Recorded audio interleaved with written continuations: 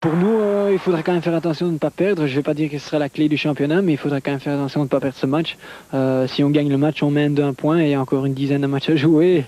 Donc non, je crois pas que c'est la clé du championnat.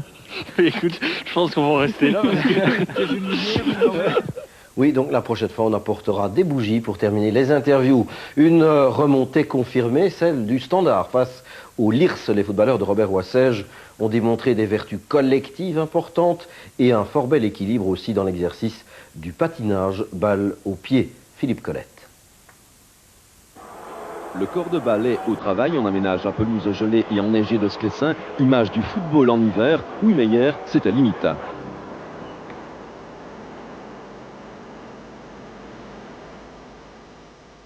C'était mieux de mettre le match déjà hier. Je peux vous dire que c'était dur, quand on tombait ça faisait très mal, c'était à la limite.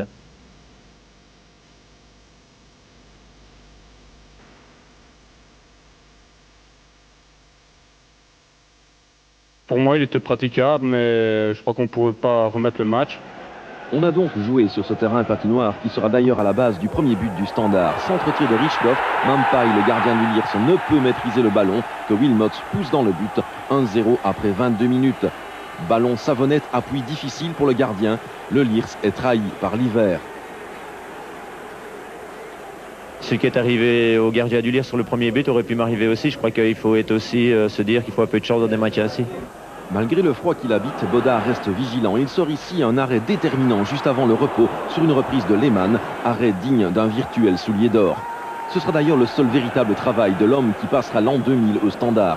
Car pour le reste, hormis cette tentative de De Souza amortie par Genot à quelques centimètres de son but, le Standard a fait fi du manque d'équilibre pour tenter d'offrir un semblant de spectacle. Skepens et Gossens par exemple, à la conclusion dans le grand rectangle. Le numéro 2 sera particulièrement controversé, surtout sur pareille surface.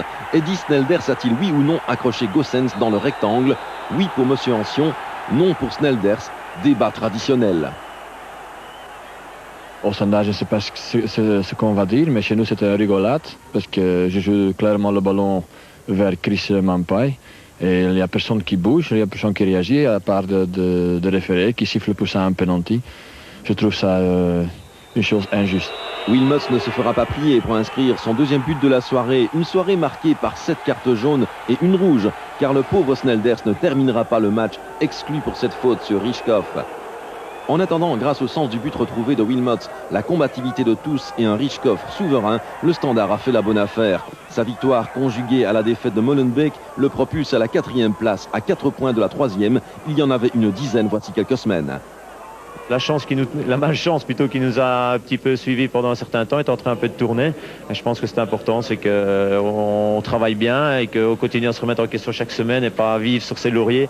Les soucis sont à présent chez Eric Guéret qui sent désormais le souffle du Standard dans son dos.